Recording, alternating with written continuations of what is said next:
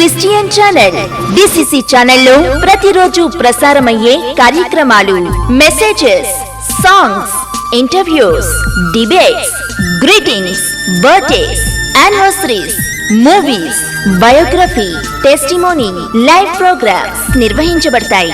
మరిన్ని వివరాలకు Prabhu Christian channel, Surya cable communications, cell 9491056333 and 9491026333.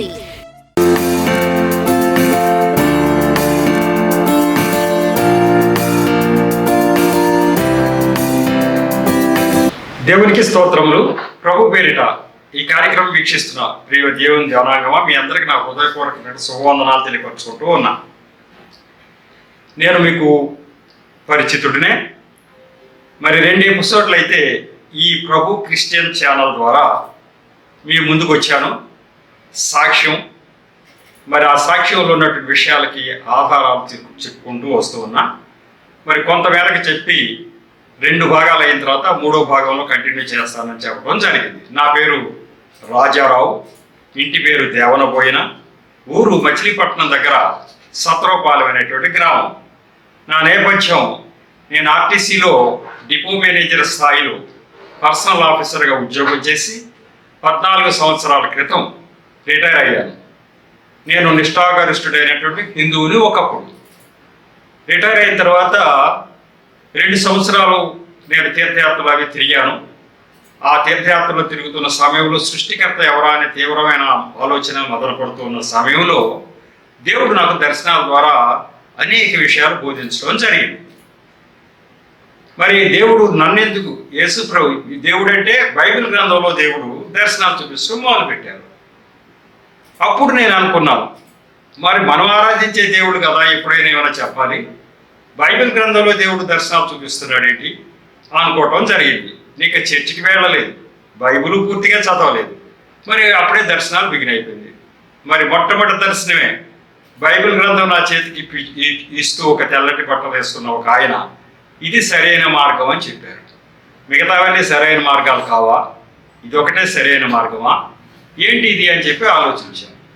సరే, మనకు దేవుళ్ళుగా చెప్పబడిన వాళ్ళు కూడా ఉంటారు కదా, వాళ్ళు ఏమైనా దర్శనం చూపిస్తారా? మేము అలా కాదు, మా యొక్క మన గ్రంథాలు కూడా సరైన అని చెప్తారా, లేకపోతే మేము కూడా దేవుడు అని చెప్తారా? మనం ఆలోచించుకోకుండా ఎంత చదువుకుని ఎంత మంచి ఉద్యోగం చేసి ఈరోజు మరి పుట్టుకున్న యేసు ప్రభు వైపు మనం చూడటం ఎలా కుదురుతుంది చూద్దామని చెప్పి నేను 2-3 నెలలుగా తీవ్రంగా నేను మొదలుపడ్డాను. బైబిల్ గ్రంథం అయితే తీర్చని అర్థమవుతా వచ్చింది. దేవుడు నా హృదయం తెరిచారు. అయినప్పటికీ చర్చికి వెళ్ళడానికి కాలు పట్టాల. మరి సాతాను అడ్డుపడతాడేమో నాకు తెలియదు, కానీ అన్నీ తెలుస్తున్నా కూడా చర్చికి మట్టుకి వెళ్ళడానికి నాకు మనసు అంగీకరించటంలా. చూద్దాం, ఇంకా చూద్దాం, మన దేవుళ్ళు ఏమైనా చూపించగలరా అని చెప్పి అనుకోవటమే కాకుండా ప్రార్థనలు మా యొక్క దేవుళ్ళకి నేను అడిగాను, అయ్యా మీరు నిజంగా దేవుళ్ళో కాదో నాకు తెలియదు, కానీ ఒక దర్శనమన్నా చూపించాలి, ఒక స్వరమన్నా వినిపించాలి. ఒక దేవుడు నేనే దేవుడు నేను చూపిస్తున్నాను, మరి ఏంటి అని చెప్పి నేను అడగటం జరిగింది. 2 నెలలు అయింది, 3 నెలలు అయింది, ఏ దర్శనం ఏ దేవుడు చూపించలేకపోయారు. ఈలోగా బైబిల్ గ్రంథంలో ఉన్నటువంటి దేవుడు అనేక దర్శనాలు చూపిస్తూ మొదలుపెట్టారు. హృదయం తెరిచారు. బైబిల్ గ్రంథం చదవగానే నాకు అర్థమైంది ఏంటంటే, ఎంతకాలం తప్పుదారులు ఎందుకు వెళ్ళిపోయాయి, ఎంత చదువుకున్నవాడిని, ఇన్ని తెలిసిన వాడిని, అసలు దేవుడు ఎవరో ఎందుకు పసిగట్టలేకపోయారు అనేటువంటి పశ్చాత్తాపం నాలో బిగినైన తర్వాత నేను సృష్టికర్త ఈయన అని చెప్పి గ్రహించడానికి ఆధారాల కోసం వెతికాను. ఎందుకు అంటే, ఏదో క్షణికమైనటువంటిది మన లాభం కోసం కానీ ఏదో దానికోసం కానీ నేను యేసు ప్రభు వైపు చూడలేదు. యేసు ప్రభు సృష్టికర్త అని తెలిస్తేనే నేను ఆయన వైపు వచ్చాను. ఆ సృష్టికర్త అని తెలియటానికి సరైన ఆధారాలు దొరకాలి. అందుచేత నేను ఆలోచిస్తూ ఉండగా నాకు బలమైనటువంటి ఆధారాలు మరి బైబిల్ గ్రంథంలో దేవుడు దర్శనాల ద్వారా చూపించారు. అలాగే వాక్యాలు కూడా పట్టుబడిపోయినాయి. ఇగో ఈ వాక్యం ద్వారా ఇది, ఈ వాక్యం ద్వారా ఇది అని నాకు తెలుసుకోవడం జరిగింది. అది ప్రథమ అంశంగా సృష్టికర్త ఎవరు అనే విషయంలో మీ ముందుకి వచ్చాను. వచ్చిన తర్వాత ఆ సృష్టికర్త ఈయన అంటానికి రుజువు దొరికిందని చెప్పాను. మరి చిన్న ప్రార్థన కూడా చేసి ఇంకా ఇప్పుడు నెక్స్ట్ సబ్జెక్టులో బిగిన్ చేస్తా. కృపగల దేవ, మహాపరిశుద్ధుడా, ప్రేమగల తండ్రి, ప్రభు మీకు వందనాలు స్తోత్రాలు చెల్లించుకుంటున్నాను తండ్రి. మీ బిడ్డల ముందుకు నన్ను మీరే ప్రభువా తీసుకొచ్చినందుకు వందనాలు స్తోత్రాలు తండ్రి. ఈ పిఠాపురం, ఈ ఏరియా, ఈ ప్రాంతాల్లో ప్రభువా మీ యొక్క ప్రభువా బిడ్డలకి ఈ యొక్క ఆహారం అవసరమైందని మీరు భావించడం చేత నన్ను తండ్రి ఈ యొక్క ప్రభు క్రిస్టియన్ ఛానల్ ద్వారా నా యొక్క సాక్ష్యం చెప్పడానికి మీరు ప్రేరేపించి తగిన విధంగా సమస్తము సమకూడి జరిపించినందుకు మీకు వందనాలు స్తోత్రాలు చెల్లించుకుంటున్నా తండ్రి. మరి చెప్పబోయేటువంటి ఎపిసోడ్లో కూడా ప్రభు మీరే మీ యొక్క ఆత్మను నాలో ఉంచండి, నన్ను పూర్తిగా మరుగుపరచండి, మీరే నా నోటి ద్వారా మాట్లాడండి. వింటున్న బిడ్డల హృదయాలన్నీ తెరవండి ప్రభు. నిరంతరం మీ పర్యవేక్షణలో మీ యొక్క సువార్త, మీ యొక్క జ్ఞానం విస్తరింపబడిలాగా సహాయం చేయమని ఈ ఛానల్ అధినేత అయినటువంటి సూర్యరాజు గారిని, మరి స్టాఫ్ని, అలాగే ఇక్కడ దైవ సేవకులు, అలాగే విశ్వాసులు ఈ కార్యక్రమం వీక్షించిన ప్రతి బిడ్డను ఆశీర్వదించమని మా ప్రభుని రక్షకుడనే స్నాముల పరం తండ్రిని ప్రార్థించి వేడుకుంటున్నా తండ్రి. ఆమేన్. ఇప్పుడు సబ్జెక్టు నా యొక్క 3వ భాగంలోకి వచ్చాం కాబట్టి సృష్టికర్త ఎవరు అంటానికి బలమైనటువంటి ఆధారాలు చూపించాను. ఇది కాక ఎక్కడైనా ఎవరికైనా సృష్టికర్త ఫలానా ఆయన అని ఎవరికైనా దొరుకుతారేమో ఆలోచించుకుని నిర్ణయాలు మీరు తీసుకోవచ్చు అని మీకు చెప్పడం జరిగింది. నా 94వ దర్శనం అదే చెప్పారు. నువ్వు యేసు ప్రభువుని నామని చెప్పవలసిన అవసరం లేదు, వారికి జ్ఞానం ఇవ్వు, ఆ జ్ఞానం ద్వారా వారు ఆలోచించుకోవాలి అని చెప్పారు. కాబట్టి నేను అదే పొందాలో పెడుతున్నాను, ఆ జ్ఞానాన్ని మీ ముందుకు తీసుకొస్తాను. ఈయన సృష్టికర్త అంటాక తిరుగులేనటువంటి ఆ యొక్క జ్ఞానం మీకు ఉంచాను. ఇక అది కాక ఇంకేమైనా మీకు దొరుకుతుందో కూడా ప్రయత్నం చేసుకోవచ్చు. ఎలాగో అంటే నాలాగని నేనేం చేశాను, యేసు ప్రభు వారు దర్శనాలు చూపించేస్తున్నారు. అప్పుడు నేనేం చేశాను, పరీక్షించుకున్నా. ఇంకొకళ్ళు దేవుళ్ళా కారా, అవునా కాదా, ఎన్నో రకాలుగా పరీక్ష చేసుకున్నా. నెలల తరబడి వేచి చూసా. అది నేను వేరే చోట దేవుడు అనేటువంటి సాక్ష్యం నాకు దొరకలేదు, రుజువులు దొరకలేదు. కాబట్టి ఈ దేవుడు కరెక్ట్ అని వచ్చింది. మీరు కూడా అంతే, మీరు ఏ దేవుడు కరెక్ట్ అని అనిపిస్తే మీరు అటు వెళ్ళవచ్చు. ఇప్పుడైతే వచ్చేది ఏంటి అంటే సృష్టికర్త తర్వాత ఈ ప్రపంచంలో ఉన్నటువంటి ప్రతి మనిషికి ఆయనే దేవుడై ఉండాలి. ఆయన సృష్టికర్త అయితే యేసు ప్రభువును ఆరాధించని వారికి కూడా ఆయనే దేవుడు అయి ఉండాలి. ఎందుకు అంటే ఆయన సృష్టికర్త కాబట్టి. అట్లాంటి ఆధారాలు ఏమైనా ఉన్నాయా? బైబిల్ గ్రంథంలో దేవుడు ఈ సృష్టి అంతటికీ నేనే అధికారిని, ఎవరికైనా మేలు కానీ కీడు కానీ జరుగుతుందంటే నా పర్యవేక్షణలో జరుగుతుందని బైబిల్ గ్రంథంలో దేవుడు ఎప్పుడైనా చెప్పాడా, ఎక్కడైనా చెప్పాడా? అటువంటి విషయాలు ఎక్కడన్నా ఉన్నాయా అని చెప్పి వెతకడం నేను ప్రారంభించాను. ఈ సృష్టి అంతటికి ఎవరి క్రియాఫలాలు వారికి దయచేస్తున్నది బైబిల్ గ్రంథంలో దేవుడే అని బలమైన రుజువులు నాకు దొరికాయి. ఆ బలమైన రుజువులే మేము ముందు ఉంచుతాం. ఇట్లాంటి రుజువులు ఇంకెక్కడైనా మీకు దొరికితే ఆయన సృష్టి అంతటికి దేవుడు అని మీరు అనుకోవడానికి వీలవుతుంది. ఈ క్రియలకి ఫలితాలు ఈయన కాక ఇంకొకటి ఇస్తున్నారని మీకు ఎక్కడైనా అనిపిస్తే మీరు ఆలోచించుకోవచ్చు. కానీ క్రియలకు ఫలితం మాత్రం ఈయన ఇస్తున్నాడు అంటానికి బలమైన రుజువులు నాకు ఈ బైబిల్ గ్రంథంలో దొరకడం జరిగింది. ఆయన సృష్టికర్త అంటానికి ఒక వాక్యం మీకు ముందు తీసుకురాదలుచుకున్నాను. అది ఏంటి అంటే యెషయా గ్రంథంలో 14వ అధ్యాయము 26-27 వచనాలు ఇలా చెప్తా ఉన్నాయి. సర్వలోకమును గూర్చి నేను చేసిన ఆలోచన ఇదే, జనులందరి మీద చాపబడిన బాహు ఇదే. ఇదేంటి? ఈయన ఇజ్రాయెల్ ప్రజలకి దేవుడు లేదా క్రైస్తవులకు దేవుడుగా అనుకుంటాం కదా, ఈయన ఒక ఆలోచన చేస్తున్నాడట. అది సర్వలోకాన్ని గురించి ఆలోచనట. జనములందరి మీద చాపబడిన బాహు ఇది. ఈయన బాహు ఎవరి మీద చాపాడట? క్రైస్తవుల మీద, ఇజ్రాయెల్ ప్రజల మీదే కాదట, జనములందరి మీద కూడా చాపబడినటువంటి బాహు ఇదే. సైన్యములకు అధిపతి యెహోవా దాన్ని నియమించి ఉన్నాడు, రద్దుపరచగలవాడెవడు? దీన్ని నియమించింది ఎవరట? బైబిల్ గ్రంథంలో ఉన్నటువంటి దేవుడు, యెహోవా దేవుడు దాన్ని నియమించాడు, దాన్ని రద్దుపరచగలవాడెవడు అన్నాడు. అంటే ఇంకొకరు లేరు అని ఆయన ఘంటాపదంగా చెప్తా ఉన్నాడు. బాహువు చాచిన వాడు ఆయనే, దాన్ని త్రిప్పగలవాడెవడు? పోని దాన్ని చెయ్యి చాచాడు, ఆయన చెయ్యిని తిప్పగలిగిన వాడు ఎవరైనా ఉన్నారా అంటున్నాడు. అంటే అర్థం ఏంటంటే సర్వాధిపతిని, సర్వాధికారిని, ప్రపంచాధిపతిని నేను అని అంటున్నాడు ఆయన. మరి ఇది ఎట్లా? నిజమా? బైబిల్ గ్రంథంలో అట్లాంటి వాక్యాలు ఉన్నాయా, అందరి విషయంలో ఉన్నాయా అనే విషయాన్ని నేను బాగా తరచి చూసినప్పుడు అర్థమైంది ఏంటి అంటే యేసు ప్రభు వారు ఇజ్రాయెల్ ప్రజల్ని తన స్వాస్థ్యంగా ఏర్పరచుకున్నాడు. వాళ్ళు వెన్నంటి ఉన్న మాట వాస్తవమే, కానీ ప్రపంచాన్ని అంతటిని కూడా ఆయనే పరిపాలిస్తున్నాడు అనే విషయం కూడా తెలిసింది. ఇదిగో ఈ వాక్యం లాగా ఆయన ఎంచుకున్నది ముందు ఇజ్రాయెల్ ప్రజల్ని, ఈ దేవుడు ఆరాధించే దేవుడు కరెక్ట్ అని అందరూ వీళ్ళ ద్వారా తెలుసుకుని రావాలనుకున్నాడు. కానీ మిగతా వాళ్ళ వదల్లా, మిగతా వాళ్ళ మీదకు ఆయన పరిపాలన చేస్తూనే ఉన్నాడు. అది ఎట్లా తెలిసింది అని చెప్తే యోనా గ్రంథంలోకి వెళదాం. యోనా గ్రంథంలో ఆయన చెప్పినటువంటి ఆ మాట, ఒక్క మాట తీసుకుంటే దీన్ని బట్టి ఈయన అసలైన దేవుడు ఈయన అని మనకు అర్థమైపోతా ఉంటుంది. ఆ మాట మీకు మీ ముందుకు తీసుకొస్తా ఉన్నాను. యోనా గ్రంథం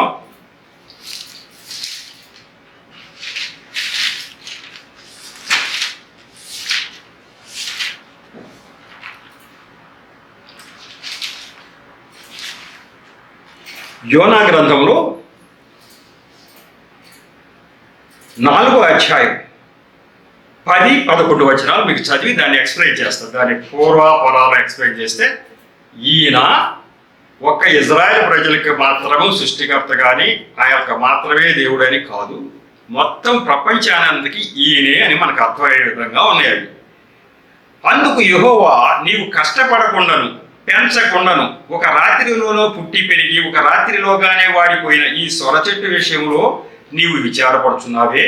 అయితే 120,000 కంటే ఎక్కువై కుడి ఎడమలు ఎరుగని జనమును బహు పశువులను గల నినివే మహాపురము విషయంలో నేను విచారపడవద్దా అని యోనాతో సెలవిచ్చాను. దేవునికి స్తోత్రములు. ఈ విషయం ఎందుకు చెప్తున్నాము అంటే, నినివే ప్రజల గురించి ఆయన విచారపడవద్దా అంటున్నాడు. నినివే ప్రజలు ఎవరు? అష్షూరు దేశం అది. వాళ్ళు ఇజ్రాయెల్ ప్రజలు కాదు, వారు విగ్రహారాధన చేసేటువంటి వారు ఈ నినివే ప్రజలు.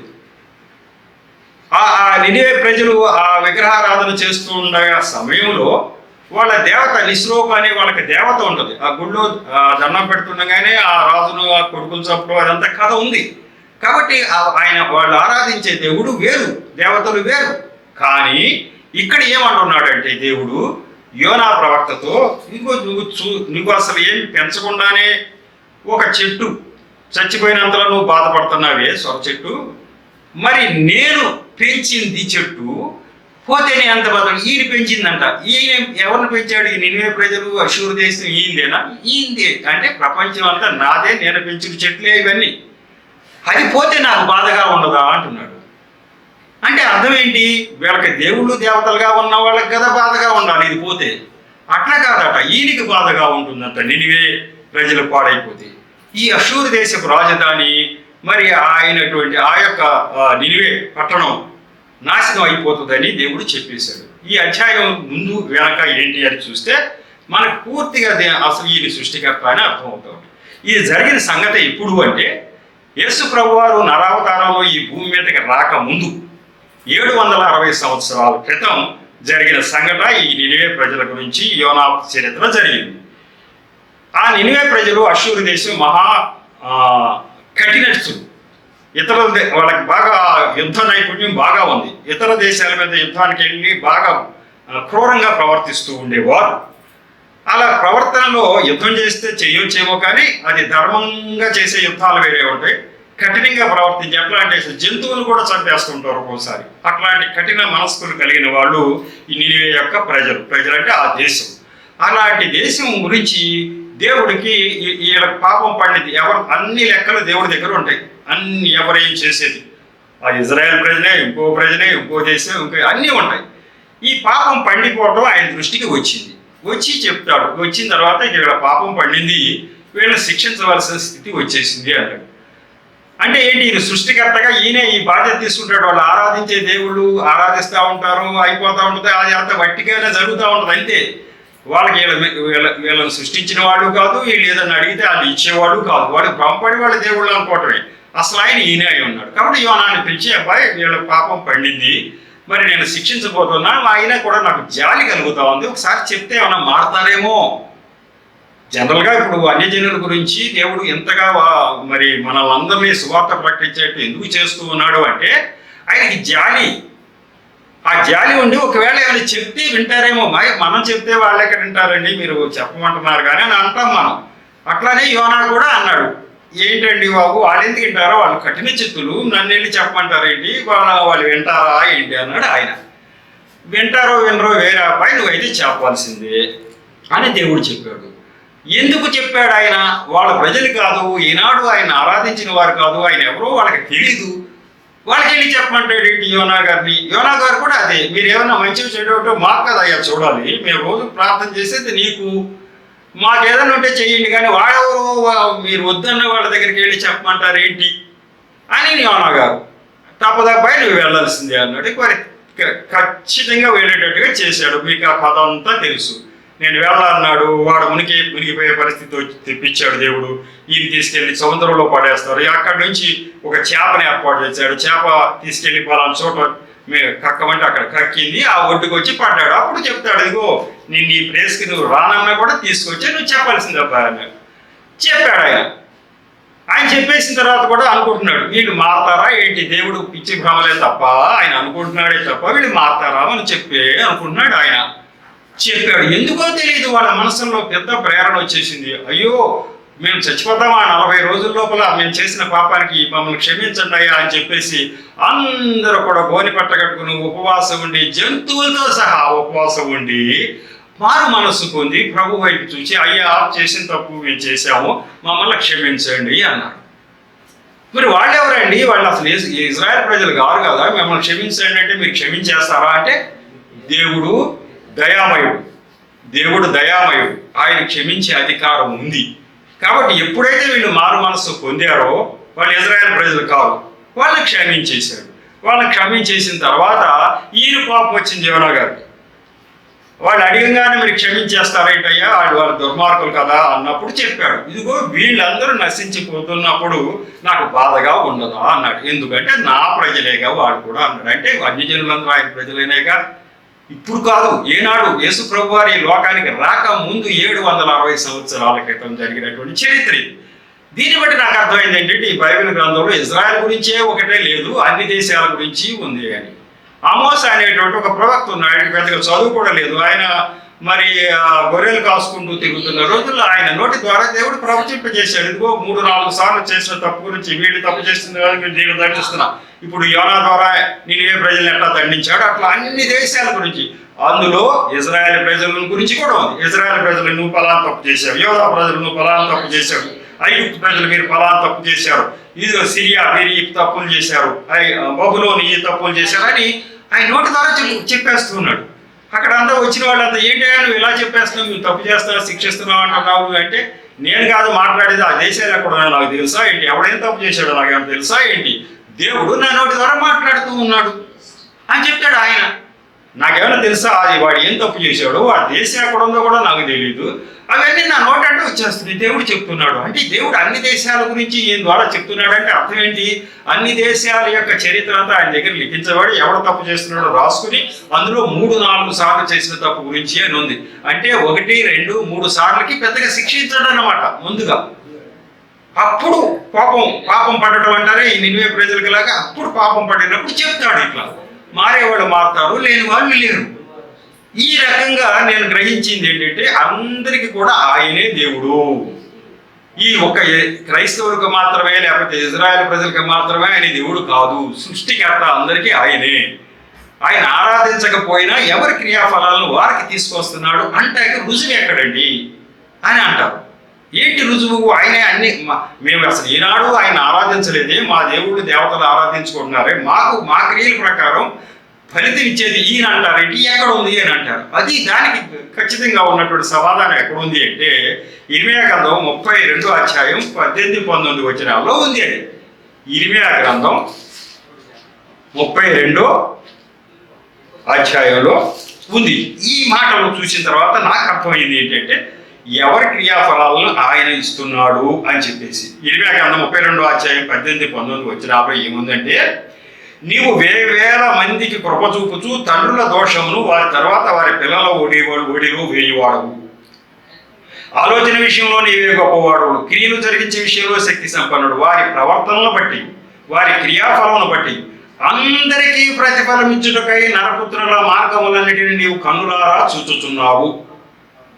అందరికీ ఎవరి ప్రతిఫలం వాళ్ళు ఇవ్వాలి. మేము ఎప్పుడూ ఆరాధించలేదు కదా ఆయన్ని, మా క్రియలు ఏం చేస్తున్నామో ఆయన ఎందుకు చూస్తాడు అని అన్ని జనులు అంటారు.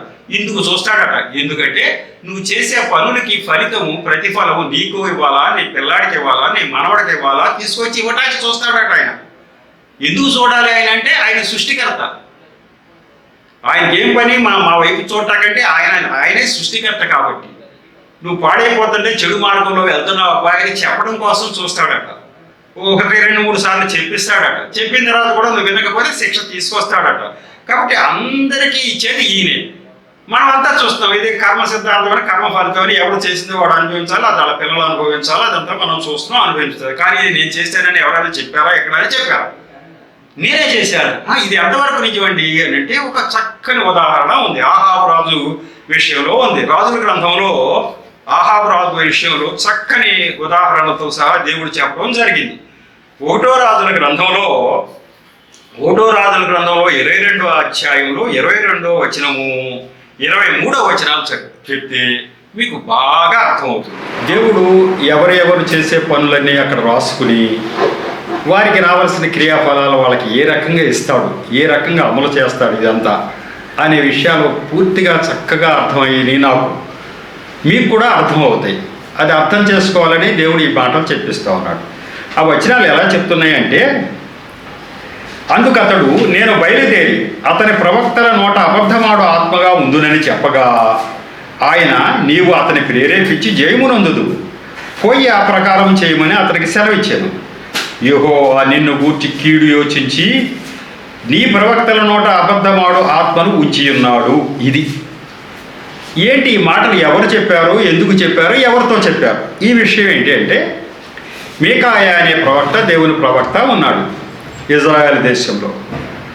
ఆహాబు అనే రాజు చెడ్డరాజు అయిపోయాడు. ఇజ్రాయెల్ ప్రజల్లో కూడా ఎంతోమంది చెడ్డవారు అయిపోయారు. ఆయన భార్య మాటలు విని ఆమె ఒక అన్యురాలను ఆయన పెళ్లి చేసుకోవడం చేత, యెజబెలు అనేటువంటి ఆమెను పెళ్లి చేసుకోవడం చేత విస్తారంగా విగ్రహారాధన ఆ దేశం నుండి నింపేసింది. ఆమె ఎన్నో దేవతల గుళ్ళు కట్టించింది. ఆ భార్య మాటకు లొంగిపోవడం చేత ఆహాబు కూడా దారి తప్పిపోయాడు. దారి తప్పిపోయి ఒకచోట ఆ భార్య మాట విని ఒక తప్పు చేశాడు. ఆ వంశపు ఎరుగని ఒక వ్యవసాయదారుడు ఆయన నాబోతు అనేటువంటి ఒక ఆయన్ని చంపించేశాడు ఆ భార్య మాట విని. ఆ చంపించేసిన తర్వాత ఆ విషయం దేవుడు అన్నీ చూస్తాడుగా రాసుకున్నాడు. రాసి ఇది చాలా పెద్ద నేరం అయిపోయిన తర్వాత తనకి లోపల చాలా భయంగానే ఉంటుంది కానీ అక్కడి నుంచి చాలా భక్తితోటి దేవుడి దగ్గర ప్రార్థన చేస్తాడు. ఎందుకంటే ఒక తప్పు చేసేసాను, ఇదేమైనా దేవుడు చూశాడో ఏమో, నా కొంప మునుగుద్ది రేపు పొద్దున ఎప్పుడైనా ఆయనకి భయం ఉండి చేస్తూ ఉన్నాడు. మరి చేస్తూ ఉండి తప్పించుకుపోతా ఉంటే వదిలేస్తాడా దేవుడు? వదిలేడు. ఆ విషయమే ఇక్కడ తెలుస్తూ ఉంది. ఆయన శుభ్రంగా నడుస్తుంది. ఆ తప్పు చేశాడు. ఆ తర్వాత ఏదో భయంతో వణికిపోతూ దేవుడికి వైపు చూస్తున్నాడు. భార్య బాట ప్రకారం కొన్ని రోజులు, ఇంకో రకంగా కొన్ని రోజులు అలా నడుస్తూ ఉంది. దేవుడు అక్కడ దేవదూతలందరినీ సమావేశపరిచి దేవదూతతో చెప్పిన మాట ఒకటి, ఆహాబు అనే రాజు ఒక పెద్ద నేరం చేశాడు. అప్పుడు నా ప్రవక్త ఏలియాని పంపించి నేను ఒక మాట చెప్పించాను. నువ్వు ఏ స్థలంలో అయితే ఒక నిరపరాధి రక్తాన్ని ఒలికించి ఆయన చంపేశావో నాబోతుని, ఆ స్థలంలో నీ రక్తము కుక్కలు నాకుతాయని ఒక మాట పలికిచ్చా. ఆనాటి నుంచి అతను తప్పించుకు తిరుగుతూనే ఉన్నాడు. మరి ఆ శిక్ష పరచబడాల. ఎలా అమలుపరుచుదాం? వాడు చనిపోవాలి. నువ్వు ఏ స్థలంలో అయితే ఆయన చంపావో అక్కడ నువ్వు చనిపోవాలన్నట్టు శిక్ష ఎట్లా వస్తుంది? అది ఆటోమేటిక్గా ఎలా వస్తుంది అని చెప్పి దేవుడు దేవదూతలను అడిగాడు. దేవదూతలను అడిగితే అక్కడ ఒక దేవదూత వచ్చి చెప్పాడు, అదేం భాగ్యం అంది, నేను చేస్తాను అట్లా అయ్యేటట్టు అన్నాడు. ఎలా చేస్తావు అని అంటే, ఇదిగో ఇలా చేస్తాను. అతను ఒక పెద్ద రాజు మీదకి యుద్ధానికి వెళ్ళేటట్టు నేను అతన్ని ప్రేరేపిస్తే వెళ్తాడు, వెళ్ళి అతని చేతులు చస్తాడు. ఆ ప్లేస్లోనే చచ్చేట్టు చేద్దాం మీరు ఇచ్చిన దీని ప్రకారం అని అన్నాడు. ఎట్లా ప్రేరేపిస్తావు అతన్ని అని అంటాడు ఆయన. అప్పుడు అంటాడు, వాళ్ళు యుద్ధానికి వెళ్ళొచ్చా వెళ్ళకూడదా అని ఆయన ప్రవక్తలందరినీ, ఆ యొక్క దేవతల ప్రవక్తలు కూడా ఉంటారు కదా, వాళ్ళందరినీ పిలుస్తాడు. వందల సంఖ్యలో ఉన్నారు వాళ్ళు పిలుస్తాడు. పిలిచి మిమ్మల్ని యుద్ధానికి వెళ్ళమంటావా వద్దంటావా ఆ రాజు మీదకి అడుగుతారు. అడిగితే వాళ్ళందరూ ఏం చెప్తారు? మరి వెళ్ళొద్దని కొంతమంది చెప్పొచ్చు, వెళ్ళమని కొంతమంది చెప్పొచ్చు. కానీ ఈ దేవదూత ఏమన్నాడు, నేను వెళ్ళి వీళ్ళందరి నోటు ద్వారా నువ్వు యుద్ధానికి వెళ్ళవా చేయగలుగుద్దని నేనే చెప్పిస్తాను అన్నాడు. ఓకే అన్నారు. అలాగే అందరూ కూడా యుద్ధానికి వెళ్ళి నీకు జయం కలుగుద్ది అని అంటారు. ఆ చెప్పించింది ఎవరు? దేవుడే, సాతానుడు కాదు, దేవుడి యొక్క దూత. ఎందుకు? వాడి మీద శిక్ష అమలుపరచబడాలి. ఎట్టి పరిస్థితుల్లో ఆ శిక్ష అమలుపరిచేదాకా దేవుడు ఊరుకోడు. ఏదో అప్పుడు తప్పు చేసేళ్ళే వదిలేద్దామంటే కుదరదు అది. కాబట్టి అలా జరుగుతుంది. యుద్ధానికి వెళ్తాయి అంతా సిద్ధమైపోయింది. వెళ్ళిపోయే ముందు మరి ఈ మీకాయ ప్రవక్త దాంట్లో లేడు. ఎందుకంటే యెహోవా ప్రవక్త ఈయన, వాళ్ళందరూ దేవతల ప్రవక్త. ఆ యొక్క యెహోషాపాతు అనే రాజు ఈయనతో పాటు వస్తున్న ఆయన అబ్బాయి యెహోవా ప్రవక్త ఎక్కడన్నా ఉన్నాడే, ఒక ఆయన పిలిపించండి అంటే ఉన్నాడు. కానీ మీకాయ అని ఇప్పుడు నా గురించి చెడే మాట్లాడతాడు, ఆయన పిలవాలంటే పిలవన్నాడు. మీకాయని పిలిచారు.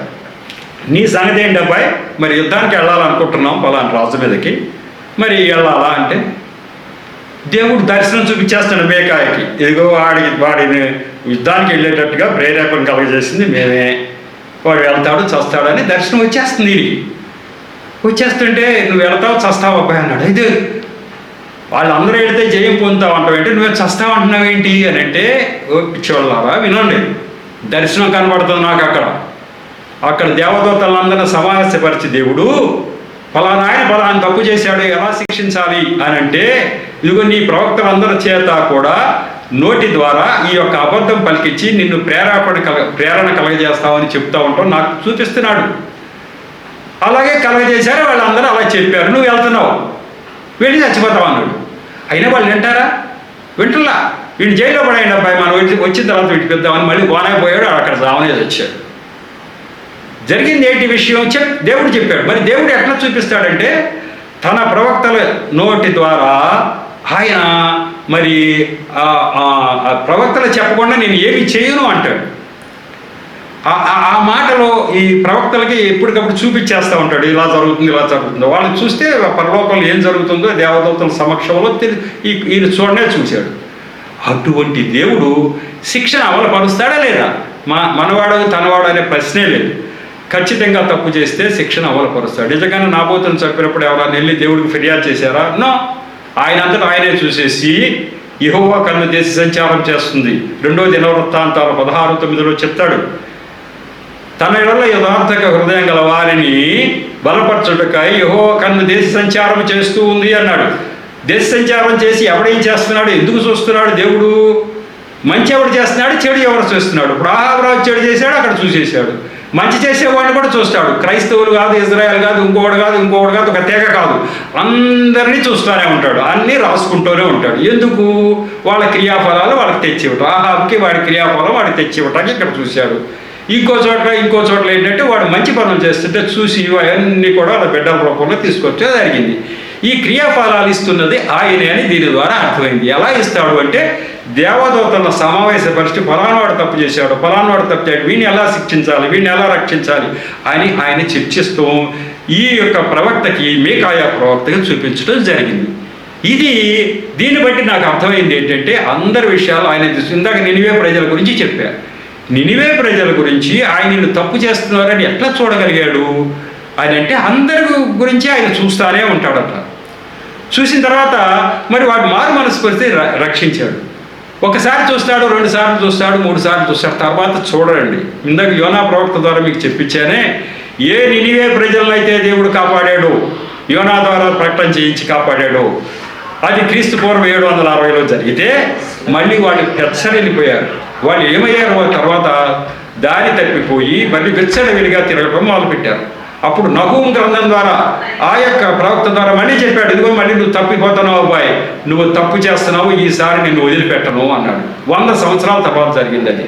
నహూము ప్రవక్త 760లో జరిగితే క్రీస్తు పూర్వం 660లో నహూము ప్రవక్త ద్వారా చెప్పాడు, ఈసారి నిన్ను క్షమించే పని లేదు, నిన్ను శిక్షిస్తున్నాను నువ్వు చేసిన పనికి అన్నాడు. ఖచ్చితంగా అలాగే శిక్షించాడు. 50 సంవత్సరాల తర్వాత క్రీస్తు పూర్వం 612వ సంవత్సరం అష్షూరు దేశము మరి పతనం అయిపోయేటట్టుగా చేశాడు. ఎవరి చేతిలో? నెబుకద్నెజరు రాజు చేతిలో జరిగింది. దీన్ని బట్టి అర్థం ఏంటి? ఎప్పుడు ఎవరిని రక్షించాలన్నా శిక్షించాలన్నా ఆ దేవుడు వశమే. ఆ దేవుడు క్రియలన్నీ చూస్తూ ఉండి ఆ క్రియల ప్రకారం అలా చేస్తుంటాడు. అదే నినివే ప్రజల్ని ఒకసారి కాపాడాడు, మళ్ళీ తప్పు చేస్తే ఇక వదిలిపెట్టలా, ఇక నిన్ను కాపాడే పని లేదబ్బా, నీకు శిక్ష వస్తుందని శిక్ష వచ్చి చేశాడు. అలాగే ఇజ్రాయెల్ ప్రజలను ఎన్నోసార్లు కాపాడాడు. ఆహాబు విషయంలో మరి తప్పు చేసినప్పుడు ఎందుకు శిక్షించకుండా బాగాలేదంటే అంత క్రితం బోళ్ళని పాపాలు చేసి ఉన్నాడు అతను, పాపం పండిపోయింది. కాబట్టి ఈసారి ఇక క్షమించడానికి వీలు లేదు, కాబట్టి ఆయనకి ఆ శిక్ష వచ్చేట్టుగా చేశాడు. ఈ యొక్క క్రియల ప్రకారం ఫలితం ఇదేంటంటే ఇది నిజమేనా, ఇప్పుడు కూడా అలా జరుగుతుందంటే జరుగుతూ ఉంది, నా విషయంలో జరిగింది, అదేంటి మీ విషయంలో ఎట్లా జరిగిందండి బాబు అని మీరు అనవచ్చు. మీకు తెలుసు కదా, నేను ఒకప్పుడు అన్యజనుడిని, యేసు ప్రభు ఎవరో మాకు తెలియదు మా కుటుంబంలో. నేను 6వ తరగతి చదువుతున్న రోజుల్లో నాకు ఒక ప్రాణగండం జరిగింది. అది దర్శనం ఉంది నాకు. ఆ దర్శనం మీకు లైట్గా మీకు చెప్తే కానీ మరి బాగా అర్థం అవ్వదేమో అనుకుంటున్నాను. నాకు ప్రాణగండం ఏర్పడింది. ఇప్పుడు నేను 6వ తరగతి చదువుతున్న రోజుల్లో, 6వ తరగతి అంటే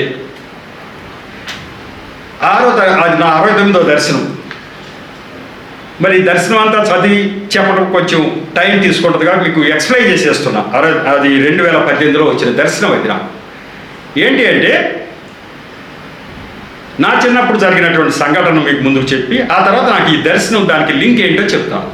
నా చిన్నప్పుడు నేను 6వ తరగతి చదువుతున్న రోజుల్లో నేను ఒక చెరువులో పడిపోతుంటే పిల్లలతో పాటు ఆటకెళ్ళి ఈత రాని వాడిని కాబట్టి నన్ను వదిలి వాళ్ళు దూరంగా లోపలికి వెళ్ళారు. నేను ఆ ఈత రాని వాడిని కాబట్టి గుంటలో పడిపోయాను. చెరువులో పడిపోయిన తర్వాత ఎవరు చూడాల, చనిపోయాను. మరి నేను ఒకసారి 2 సార్లు చేతులు ఎత్తాను పైకి, నా ఓపిక అయిపోయింది. ఇక నీళ్లు తాగేసాను, చచ్చిపోయాను అనుకున్నాను, లోపల పడిపోయాను.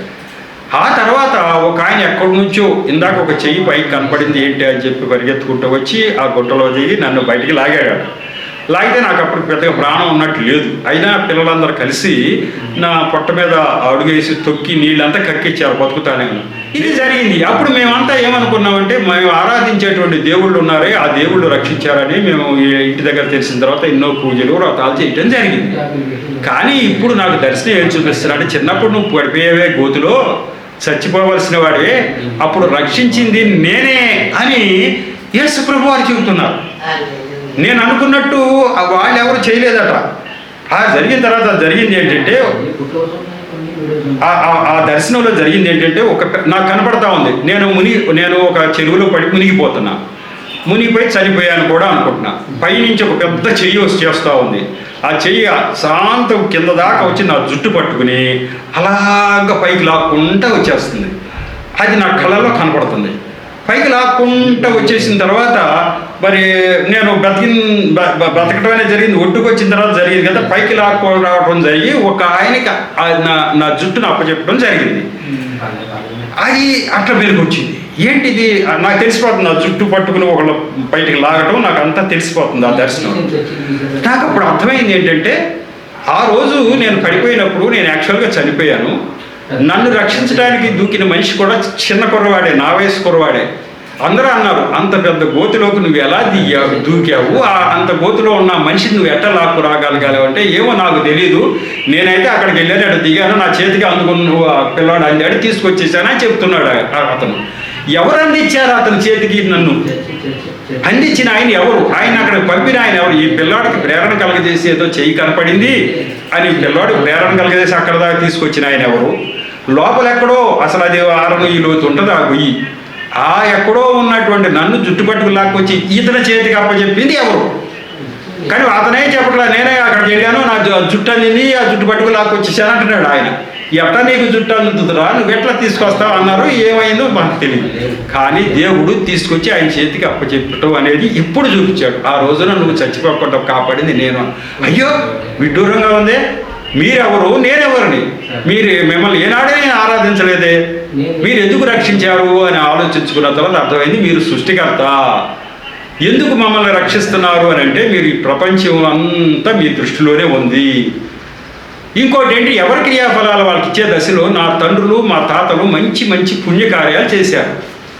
అవన్నీ ఉన్నాయి కాబట్టి అవన్నీ తీసుకొచ్చి వాళ్ళు మనవాళ్ళు చేతుల్లో వెయ్యాలి కదా. నేను చచ్చిపోకుండా కాపాడాల్సిన అవసరం దేవుడు ఫీల్ అయ్యాడు. ఇదిగో వీళ్ళ తండ్రి బాగా మంచి పనులు చేశాడు, నా తాత మంచి పనులు చేశాడు, మరి వీళ్ళు నన్ను ఆరాధించకపోయినా మరి వాళ్ళ మనవాడు చచ్చిపోతుంటే నేను ఎట్లా చూస్తూ ఊరుకోవాలి, ఫలం ఇవ్వాలి కదా అనుకున్నాడు ఏమో. కానీ ఆ రోజు రక్షించాడు. అంతేకాదు కదా, దినము కూడా మా యొక్క గృహాల్లో ఎవరు చదువుకోని రోజుల్లో నేను స్కూల్కి వెళ్తే బ్రహ్మాండంగా చదువు వచ్చేటట్టుగా చేశాడు, అంచెలంచెలుగా ఒక అధికారిగా తీసుకొచ్చాడు, ఎంతో ఆశీర్వాదాలు ఇవ్వడం జరిగింది. నేను యేసు ప్రభువును అంగీకరించానా? యేసు ప్రభు నాకు తెలుసా? నేను ఆఫీసర్ అయి ఉద్యోగం చేసి రిటైర్ అయ్యేంత వరకు తెలియదు కదా. ఎందుకు జరిగిందంటే తాతలు తండ్రులు ఏం చేశారో ఆ క్రియల ఫలితాలు ఆయనే తీసుకొచ్చి ఇస్తున్నానని చెప్పాడు కదా. ఇర్మియా గ్రంథం 32:18-19 ఏం చెప్తూ ఉన్నాడు? ఏ మనిషి అయినా ఏం చేస్తున్నాడో నేను ఎందుకు చూస్తున్నాను అంటే ఆ క్రియల యొక్క ఫలితము వాళ్ళ పిల్లలకి తీసుకొచ్చి ఇవ్వాల్సిన పూచి నాదే, నేనే ఇస్తున్నా అన్నాడు. అలా తీసుకొచ్చి ఇచ్చేసాడన్నమాట. అప్పుడు నాకు అర్థమైంది, ఈ ప్రపంచంలో ఎవరికైనా మేలు జరిగినా కీడు జరిగినా అది తీసుకొచ్చి ఇచ్చే ఆయన ఈ బైబిల్ గ్రంథంలో దేవుడే. ఎందుకు ఎట్లా ఇష్టం వచ్చినట్టుగా ఇవ్వడు ఎవరికి. నీ క్రియలు బాగుండాలి, నీ పూర్వీకుల క్రియలు బాగుండాలి, దానికి తగినట్టుగానే ఇస్తాడు. ఆ రోజు నేను చెరువులో పడిపోయినప్పుడు నన్ను వదిలేసేవాడు. ఎప్పుడు నా తండ్రులు మా తాతలు పుణ్యకార్యాలు చేయకుండా, మంచి పనులు చేయకుండా, చెడ్డ పనులు చేసి ఉంటే ఆ దోషం మా మీదకి రావాలి కాబట్టి నేను చచ్చిపోయేవాడిని. ఆ రోజు దేవుడు వాడిని తీసుకొచ్చి బ్రతికించాల్సిన అవసరం లేదు. కానీ వాడు చేసిన క్రియలను దృష్టిలో పెట్టుకుని నన్ను తీసుకొచ్చాడు. ఆ తర్వాత బ్రతికిచ్చాడే అనుకో, నన్ను ఇంత అభివృద్ధిలోకి తీసుకురావాల్సినంత అవసరం ఏంటి ఆయనకి అంటే ఆ క్రియల ఫలితం తీసుకొచ్చి ఇచ్చాడు. ఇప్పుడు నేను ప్రభువుని నమ్మాను, అంతా అయిపోయిన తర్వాత నా ఉచ్చస్థితి అంతా అయిపోయింది, రిటైర్ అయిపోయాను, నేను తీర్థయాత్రలు తిరుగుతున్న రోజుల్లో దేవుడు నన్ను దర్శించి ఇదిగో అబ్బాయి నేను అని చెప్పి, ఇదిగో నేను సృష్టికర్తను అని చెప్పిన తర్వాత దర్శనాలు మొదలుపెట్టి ఇట్లా దర్శనాలు చూపించి మాట్లాడి చెప్పిన తర్వాత మరి ఆయన దేవుడు కాకపోతే ఇంకెవరు దేవుడు అవుతారు? ఏ దేవుడు ఇంకొక దేవుడు ఉన్నాడని ఎట్లా నమ్ముతాం? ఈ క్రియాఫలాల గురించి ఈ దర్శనాన్ని నేను ఆధారం చేసుకున్నా. సృష్టికర్త విషయంలో చెప్పేశాను మీకు. ఇక అటువంటి రుజువు ఇంకెక్కడా దొరకదు, మీరు ప్రయత్నం చేసుకో. ఇట్లాంటి రుజువు కూడా మీకు ఎక్కడైనా దొరుకుతుందా? ఏ దేవుడైనా మీకు ఏదైనా ప్రమాదం వచ్చింది, రక్షింపబడ్డారు, ఏ దేవుడైనా ఏ దర్శనం ద్వారా అయినా ఇదిగో నీ ప్రమాదాన్ని నుంచి నేనే బయటికి తీసుకొచ్చా, ఈ కారణం చేత బయటికి తీసుకొచ్చా అని చెప్తాడేమో మీరు చూడండి. కానీ ప్రభువు మాత్రం చూపిస్తాడు. ప్రభువు మాత్రం ఇదిగో నేనే ఈ పని చేశా, నిన్ను రక్షించా, దీనికి కారణం ఇది అని చెప్పి ఆయన ఉన్నాడు. ఈ జ్ఞానం దృష్టిలో పెట్టుకోవాలని. ఇక వచ్చినటువంటి అసంఖ్యాకమైనటువంటి దర్శనాలు, నాకు 200 పై చిలుకు దర్శనాలు వచ్చినాయి. దాంట్లో 100 దర్శనాలు నేను బుక్ రూపంలో రాశా. ఆయన చెప్పిన ప్రకారం ఈ బుక్ రాసి అందరికీ పంచుతూ ఉన్నా. మరి దగ్గర 12-13 వేల పుస్తకాలు అయితే పంచడం జరిగింది ఇప్పటికీ. అయితే దీంట్లో ఈ తర్వాత ఎపిసోడ్లో చెప్పదలుచుకున్నది అంటే దర్శనాల ద్వారా దేవుడు ఏం మాట్లాడాడు నాతో. అన్ని జనులు కూడా ఈ బుక్ చదివిన తర్వాత వాళ్ళు చాలా సంతోషిస్తున్నారు. దేవుడు అన్న ఆయన ఎట్లా మాట్లాడతాడు? ఎవరన్నా ఒకళ్ళు మాట్లాడారంటే ఇదేదో వాళ్ళు భ్రమపడ్డారు అనుకున్నాం. 100 దర్శనాలు ఇంత చక్కగా మీరు డేట్ వైజు టైం వైజు రాశారు అంటే ఆయన చూపించకపోతే మీరు ఎట్లా రాస్తారు? కల్పించగలుగుతారా? లేదే, ఇది చూపించాడు. ఇట్లా ఇంకొక ఆయన ఎవరైనా ఎప్పుడైనా ఎక్కడైనా ఎవరికైనా చేయగలిగాడా? అది వాళ్ళు ఆలోచించుకుంటున్నారు. మేము ఆలోచించుకోవటం ఇది బాగుందండి అని చెప్తా ఉన్నారు. ఈ దర్శనాలంటే క్రైస్తవుల గురించి లేదా నా గురించి ఏమైనా ఉందా అంటే అది ఏమీ లేదు. దర్శనాల కింద ఉన్నది ఏంటి అంటే ఈ ప్రపంచ ప్రజలందరి గురించి ఉంది. మనిషి అనేవాడు ఎలా బ్రతకాలి, ఇంకా మంచిగా ఎలా బ్రతకాలి అనేది గురించి ఉంది.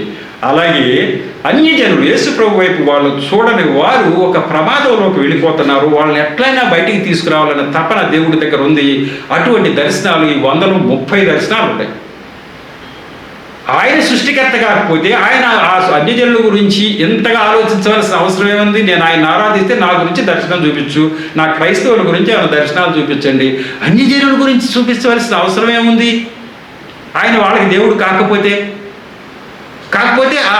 వాళ్ళకి ఏదో ప్రమాదం లేకపోతే ఎంత పని కట్టుకుని నన్ను ఈ వయసులో ఇలా ఎంత సువార్త ప్రకటింప చేయవలసిన అవసరం ఏముంది ఆయనకి?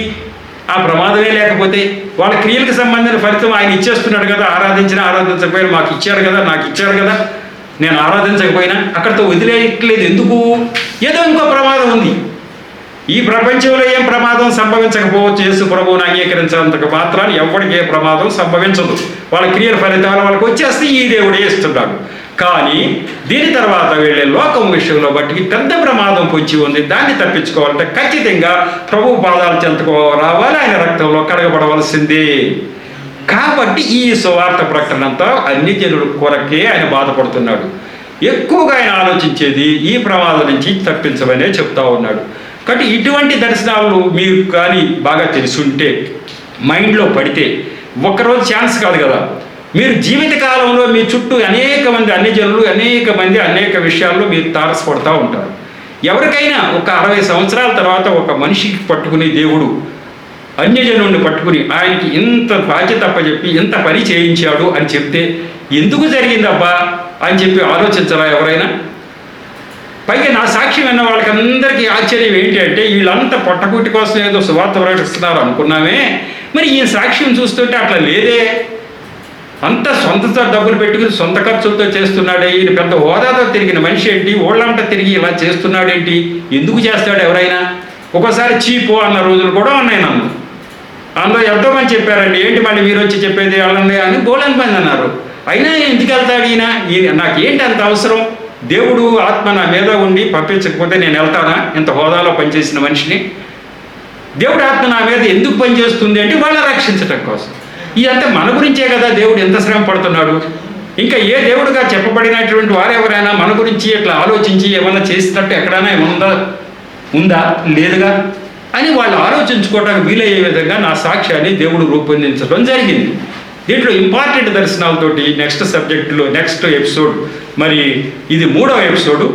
ఇదంతా కూడా నా యొక్క సాక్ష్యాన్ని బలపరచడం కోసం చెప్పేటువంటి రుజువుల ఆధారాల మీద పెడతా ఉంది.